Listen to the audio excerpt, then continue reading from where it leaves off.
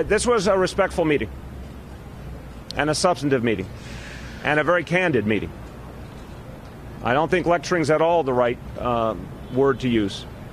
I told him what I believed, and I told him what I was hearing from my fellow New Yorkers. We talked about regulation of Wall Street.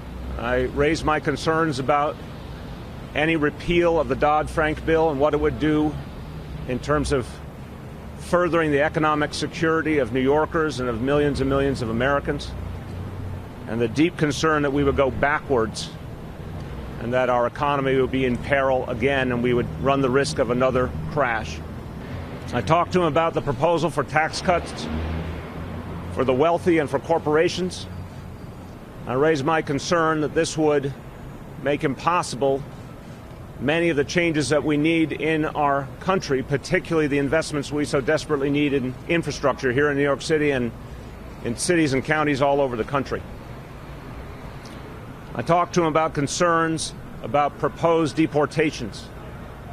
I gave him the perspective of the NYPD that any initiative that would create a rift between our police all over the country and the communities they serve, that would make it impossible for police and community to communicate. Part of why I think it's so important to remind the president-elect and his team that there are deep fears and concerns out there is because the wrong messages can encourage hateful acts.